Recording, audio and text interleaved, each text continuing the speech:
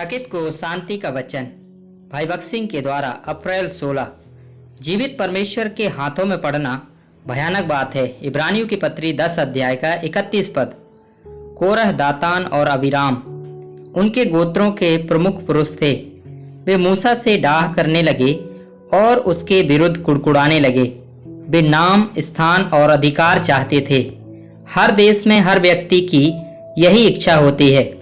वह साथ ही मनुष्यों पर अधिकार और प्रभुता चाहता है और इसलिए हर संभव साधनों से वह उसे पाने की कोशिश करता है। ऐसे लोग सभाओं में भी आ मिलते हैं। कुछ विश्वासियों की कलीसिया में प्राचीन बनने की इच्छा होती है। अगर उन्हें वह पद नहीं दिया जाता है तो वे इसके लिए लड़ते हैं। कुछ अपनी जीभ से लड़ते हैं और कुछ अपने क्रोधित रूप से। यदि आप उन्हें कुछ अधिकार देते हैं तो वे संतुष्ट हो जाते हैं। यह मानवीय स्वभाव है। मूसा के दिनों में इन 3 मुख्य पुरुषों ने, जो प्रधान थे, लगभग 250 हाकिमों को इकट्ठा किया। वे बुद्धिमान और परमेश्वर के वचन से परिचित रहे होंगे, क्योंकि वे इन राजकुमारों को अपने पक्ष में करने में सफल रहे। गिनती 16 अध्याय का 2 पद। हाकिमों ने सोचा कि ये तीनों व्यक्ति मूसा और हारून की तुलना में लोगों के कल्याण के बारे में अधिक चिंतित थे, सो वे धोखा खाकर अपनी ओर फिर गए। उन सब ने मूसा और हारून जैसे परमेश्वर के जनों के विरुद्ध विद्रोह किया। परिणाम स्वरूप वे अपनी सारी संपत्ति के साथ निगल लिए गए।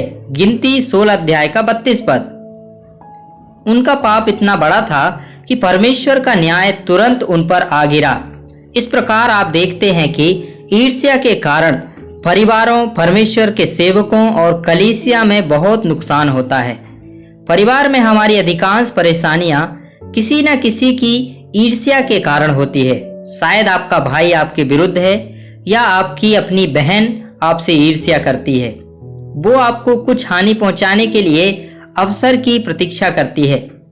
कभी कभी दफ्तर में प्रमोशन मिलने पर आपके सहकर्मी आपसे ईर्ष्या करने लगते हैं। सेवकाई में भी यदि परमेश्वर के किसी सेवक को परमेश्वर के लिए उपयोग किया जा रहा है तो दूसरे उससे ईर्ष्या करने लगते हैं। वे सोचते हैं अमुक को इतना महत्व क्यों दिया जाता है, वह किस मायने में मुझसे बेहतर है।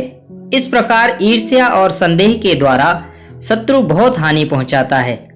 ईर्ष्या एक गंभीर पाप है और परमेश्वर उस पाप का बहुत ही कठोर न्याय करेगा। और वे बलबे भी कहने लगे कि मूसा और हारून किस रीति से हमसे उत्तम हैं। कदाचित वे पवित्र शास्त्र से परिचित थे और मूसा से भी उत्तम रीति से प्रचार करते थे।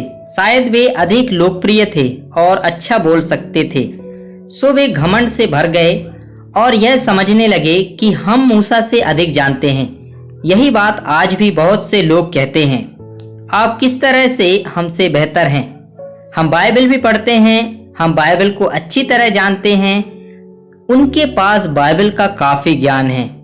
वे उद्धार के बारे में बाइबल के प्रत्येक कथन को जानते हैं। आप उनके उपदेश में कोई दोष नहीं निकाल सकते, लेकिन तब भी कुछ कमी है। तब उन विद्रोही पुरुषों ने यह भी कहा, तुम क्यों कहते हो कि केवल तुम ही ऐसे व्यक्ति हो जिन्हें परमेश्वर ने अगुवाई करने के लिए चुना है? हमारे बीच लाखों लोग हैं, लेकिन केवल 2 ही उनका नेतृत्व क्यों करें? हम भी उनका नेतृत्व करने की जिम्मेदारी उठाएंगे। वे नेतृत्व के लिए लड़ रहे थे।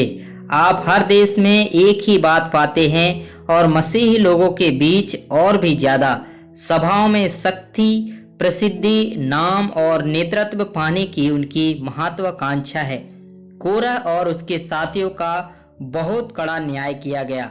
आइए एक चेतावनी लेते हैं।